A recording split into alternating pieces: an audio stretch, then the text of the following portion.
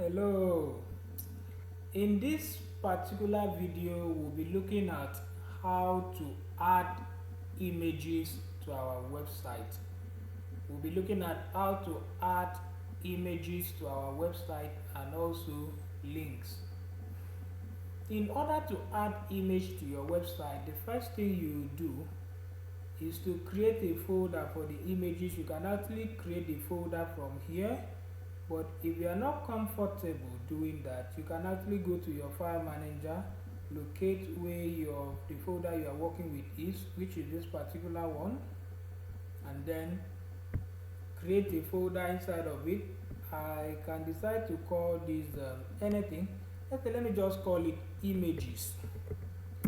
After creating this folder, the next thing you do will be to actually put pictures inside. So let me check for pictures on my system. I have pictures here. Okay, this is the picture, and this is another picture. So let me just copy the two of them and then take it to that particular folder I was working with. I will now put it in here and then paste it. Then we'll go back to our VS Code. You discover that a new folder has been created for us called images. If you click on this sign to open it, find out that the two pictures I've added are actually here. This one is .jpeg, this one is .jpg. You have to take note of those extensions. Alright, in our previous video we talked about self-closing tag. The particular tag we use in order to add images to our work is actually also a self-closing tag. We call it the img tag. And in this img tag, there is something you have to put inside. Those things are called attributes. This attribute helps us further define our work. Let's say in our case now we have two images inside of our project. Which one do you want to apply at this point in time? So that is where attribute comes in. The first attribute we have here will be SRC, which stands for source. The source there means, come on, the image you are interested in, where is it? Now our image is in a folder called images. So I'll write images. The first thing you write is the folder you want to, the way the picture you are looking forward to having is actually in. So the next thing will just be a /. And if you are using a modern VS Code, you discover that the pictures that are there or the images that are there will be listed here. You pick the one you actually want to use. Let's say for example this work. But if it is not showing for you, then you have to type the name of that image correctly. You have to type the name of that image correctly. Look at the name here, wrk.jpg. You must add that. Alright, so let's go to our browser and see what we have. Let's refresh and see what we have. Oh, we have a very big image here, such that the image is even covering the whole of the screen. So there is another attribute we can actually add in order to actually reduce the size of this image. We can have what we call the width. Let me set the width to 300 pixels. You can also have the height. You can set the height to 250 pixels. We save, always remember to save your work. So now let's refresh after adding these two attributes. Wow, we find out that our image has now reduced to at least a manageable size that we can actually look at. It was very big before until we added the width attribute and as well as the height attribute. Then there is another attribute we can also add to our work. It is called the ALT, alternative text. Let's say for example, maybe I was typing this, then I missed the name of this image. I'm not typing the name correctly. What will happen? Now let's go to the browser and see what we have. I will just refresh it. You find out that our image is not showing properly.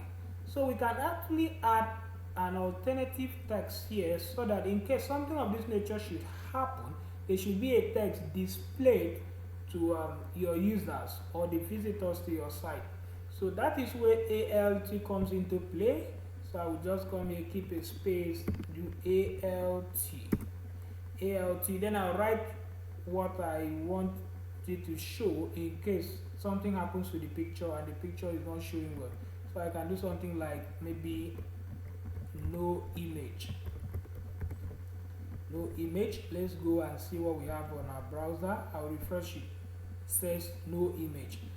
But if everything is working properly, this alternative text will not show.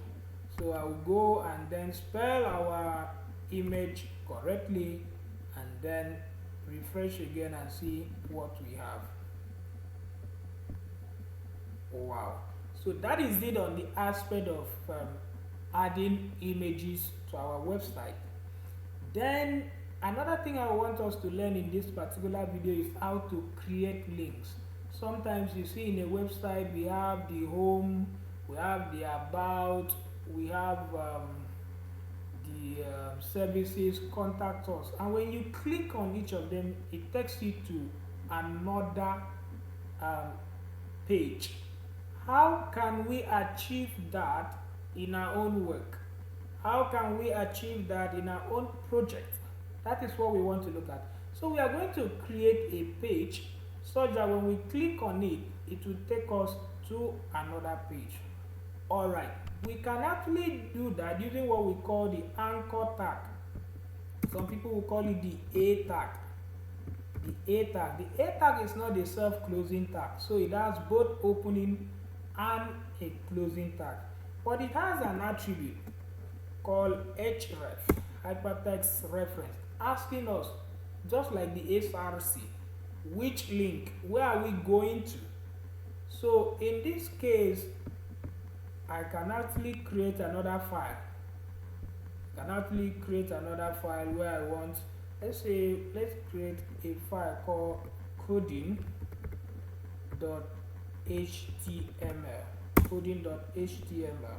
You know, we have another page here. So let's go back to our index, and then we are saying whenever we click on this, take us to coding.html. Alright, now let's refresh. You find out that we will not really have much on the browser. Let's refresh. You see, nothing is showing. Nothing is showing because we have not written a particular text here in between this tag that will be displayed on the browser. So we can write here, maybe click here. Okay, let's just use click here. Let's refresh now and see what we have. I'll refresh. You see, we have click here. And then I want that to be on a new line, so I can actually use the BR tag here for now. BR tag, then refresh. Let's see what we have. Alright, click here. So there is, now let me explain that again. There is a file called coding.html, and we are saying when once we click here, take us to coding.html. Okay, alright. And in this coding.html, there is nothing inside for now. So let's go to the browser and click and see what will happen. We'll click on it. It takes us to an empty page. There is nothing in this particular page, so we can actually start coding on that particular page so that we have something being displayed. So I can maybe do a kind of a P tag, a paragraph tag with a dummy text, then save it. So if we refresh here, you now see that we have something in this particular coding.html file. I can go back. Then if I now click here, it takes us to that particular page. Now this is your task for today. The same way I created this coding.html, you have to create three files, and then with 3 anchor tags, like the way I did here, such that, let's say for example, you are using contact, you want to create a contact page, you can replace this with contacts.html, and and then change this to contact, such that once we click on contact, it will take us to a file you have already created called contact, and then we'll see the content that is inside. Please do that and post in the community. Do that and post in the community. I'll see you in the next class. We'll be waiting for your assignment. Thank you very much.